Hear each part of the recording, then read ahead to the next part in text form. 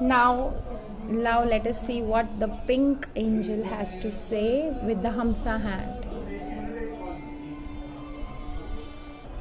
So these are the cards. So romance angels are saying religious factors. Your love life is influenced by your religious upbringing and spiritual path. यहाँ पे romance angels आपको ये कह रही है कि you are looking for relationship with a partner who shares your spiritual beliefs. अगर आपके लिए ये कार्ड आया है to seek your new partner at the church, you may seek it at a temple और meeting place associated with your faith. आपको वहाँ पे अपना पार्टनर मिल सकता है स्पिरिचुअल प्लेस पे. और अगर आपका करेंटली पार्टनर है और वो आपके स्पिरिचुअल माइंडेड में नहीं है, मतलब आपके जिस तरह से बिलीव्स हैं वैसे उनके नहीं है, तो आपको एंजल्स ये कह रही है you may feel dissatisfy. You may also be influenced by the family traditions that expect you to marry within your own culture. The romance angels are helping you to address this issue. वो आपको ये कह रहे हैं to remain true to yourself during the process. So आप like it's possible that your love interest may live the spiritual principles that you find important. Forgiveness, charity, kindness without having same religious affiliation you do. सो कहीं ना कहीं आपको angels ये कह रही है that your partner is a Holi child of God. Every one is spiritual in truth because every one is spirit. So don't worry for this. Now what is about this card saying practice.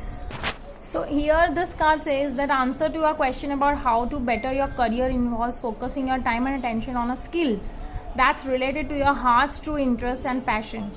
आपका कुछ question इस तरह का होगा जिसमें आपको ये answer मिल रहा है कि आपको अपने करियर को बेटर बनाने के लिए अपना टाइम, अपना अटेंशन, सब कुछ पूरा इस तरह से रखना है जो आपको दिल से पसंद हो वो आप करिए. हॉबी हो या जो आपका ऑक्यूपेशन में आपका जो ड्रीम कम ट्रू हो वो ऐसा.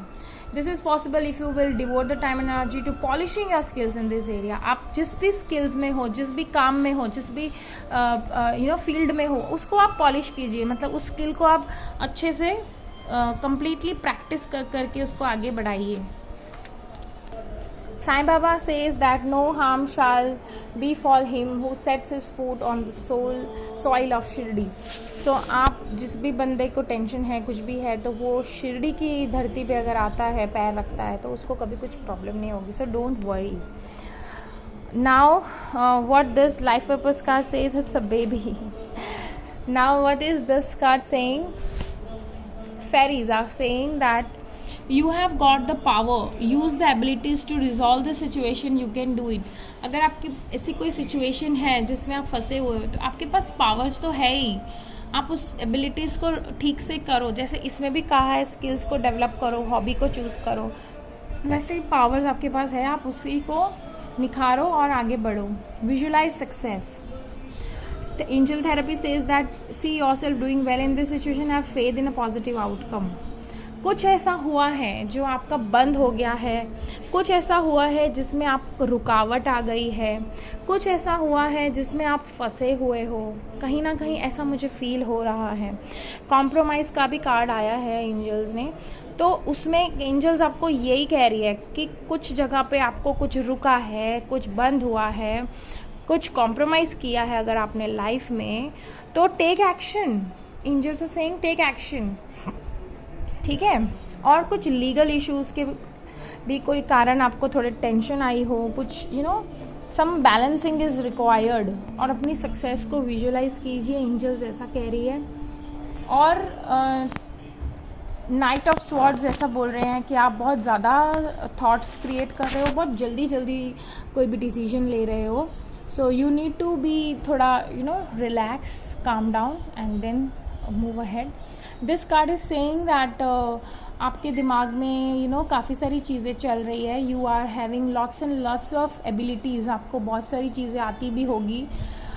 यू आर एन ऑलराउंडर, मतलब right. And you are thinking काफ़ी दूर का आप सोच भी रहे हो और आप करोगे भी. Maybe travelling also I can see, नज़दीक में या कहीं पे भी. So this is what the angels are saying. Now let us see what the runes are saying. This is the rune for you. It is saying कि कहीं travel या फिर कहीं जर्नी या फिर आपकी कोई डेस्टिनी चेंज होने वाली है. कहीं ट्रैवल हो सकता है या कहीं पे भी आप जा सकते हो. जर्नी होने के चांसेस है this is the room saying to you. And let's see कौन सा चक्र आपके लिए बैलेंसिंग की ज़रूरत है, which chakra this people need to balance. Okay, sacral chakra, yes, जैसे कि इन कार्ड्स पे से भी आपको आइडिया आ ही रहा होगा।